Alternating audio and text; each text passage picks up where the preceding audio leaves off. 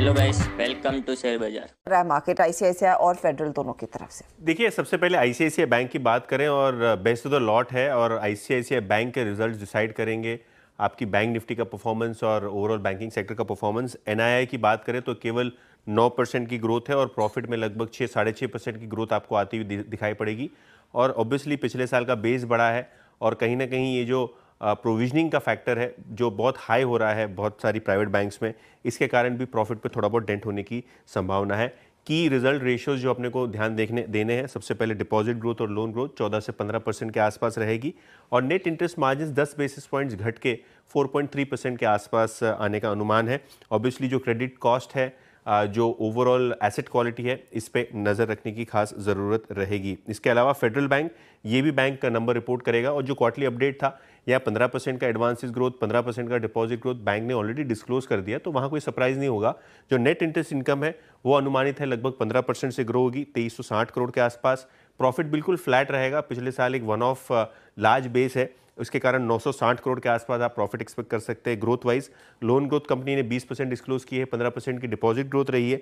हालांकि अगर हम बात करें क्रेडिट ग्रोथ की तो वो काफ़ी शानदार रहेगी, लेकिन मार्जिन्स पे नज़र रहेगी। देखिए, मार्जिन्स पे अगर कोई टाइप का प्रेशर आता है तो मार्केट अप्रिशिएट नहीं करेगा। और जो एसेट क्वालिटी है, खास करके जो इनका गोल्ड लोन बिजनेस है, यहाँ किस तरीके के ट्रेंड्स आ रहे हैं वो काफ़ी जानना इंपॉर्टेंट होगा प्रीव्यू के लिहाज से।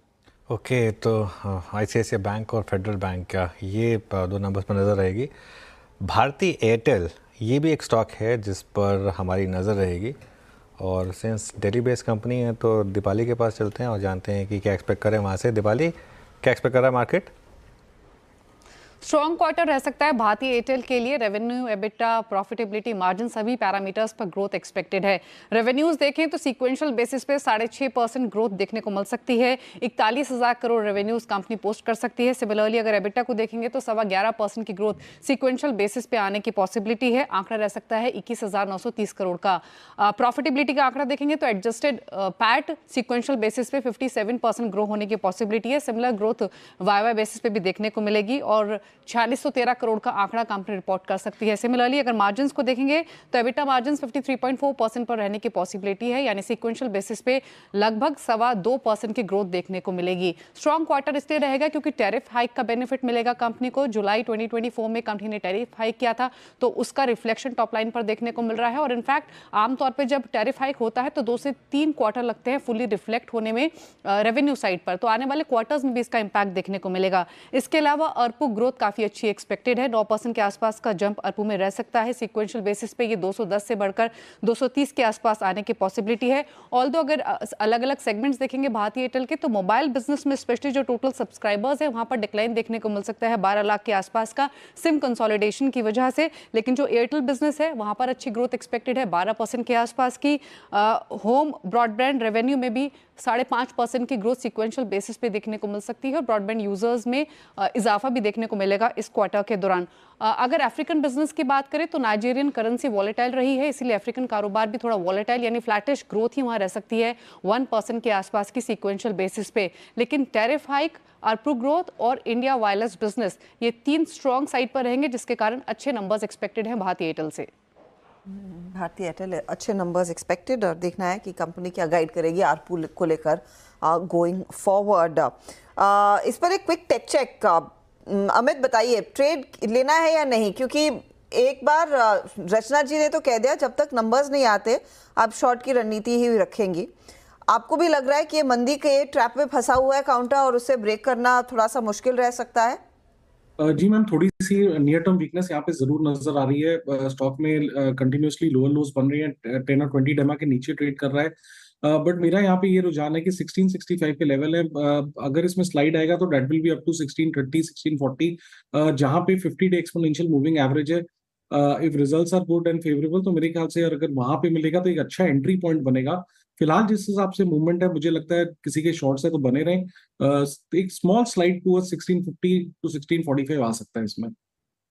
ओके, चलिए अब एक और नंबर, सन फार्मा, ये भी इंडेक्स का स्टॉक है। कंचन से जानते हैं क्या एक्सपेक्ट करें। कंचन, क्या एक्सपेक्ट कर रहे हैं? जी, नंबर्स हमें स्टेडी देखने को मिल सकते हैं। अगर रेवेन्यू की बात करी जाए तो 8% का इजाफा यहाँ पे एक्सपेक्टेड है, एबिटा में भी 12%, अगर मार्जिन देखें तो 2% तक हमें बढ़ते हुए दिखाई दे सकते हैं। At the same time profitability की बात करी जाए तो 13% यहाँ पे हमें प्रॉफिटेबिलिटी भी बढ़ती हुई दिखाई दे सकती है। अगर इनकी बात करें स्पेशलिटी प्रोडक्ट की तो यहाँ पे हो सकता है कि हमें एक स्टेडी इंक्रीज मूवमेंट देखने को मिले और ये Y-on-Y बेसिस पे 17% तक बढ़ते हुए दिखाई दे सकते हैं।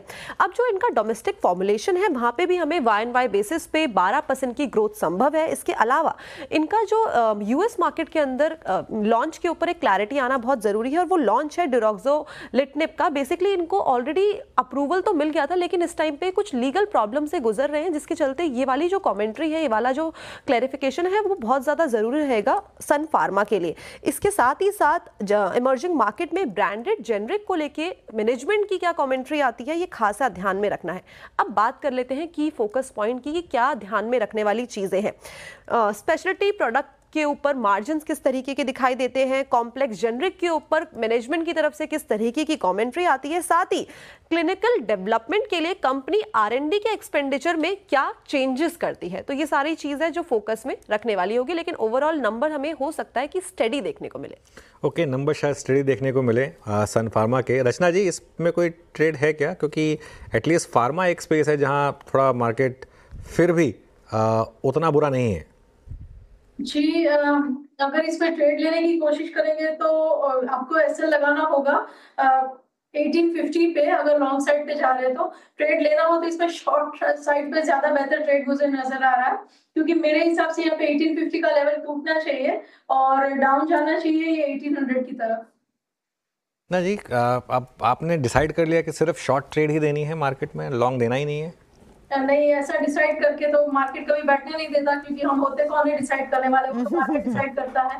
पर चार्ट्स ऐसा ही कह रहे तो क्या करें। बिल्कुल सही बात कही रचना जी ने, हम कौन होते हैं डिसाइड करने वाले, मार्केट डिसाइड करेगा। और बिल्कुल मीनवाइल थोड़े से सेंस ऑफ शॉर्ट कवरिंग अब आनी शुरू हुई है। जो हश्ता 950 पॉइंट ही बोल रही थी, अब वो 800 पॉइंट ही रह गया हश्ता बैंक निफ्टी पर कम से कम। तो थोड़ी सी तो शॉर्ट कवरिंग है, कुछ साइन है यहाँ पर। आप निफ्टी देखिए ना, निफ्टी थोड़ा रिकवर हुआ है, थोड़ा सा निफ्टी रिकवर हुआ है। आई थिंक 24,000 पर थोड़ा सा एक्सपेक्टेड भी था कि 24,000 के आसपास थोड़ा सपोर्ट आएगा। 70 पॉइंट रिकवर हुआ है, लेकिन कुछ तो रिकवरी है। अब टिकेगी या नहीं, तिनके का सहारा। हाँ बिल्कुल बिल्कुल, है ना, ये वही है स्क्रीन पर आपके। चलिए काम करते, लेंगे एक ब्रेक और ब्रेक के बाद हर्षा उपाध्याय को जोड़ेंगे, उनसे बात करेंगे कि मार्केट को वो इस समय कैसे अप्रोच कर रहे हैं और ऑफ कोर्स अर्निंग्स पर अब क्या टेक है। ब्रेक के बाद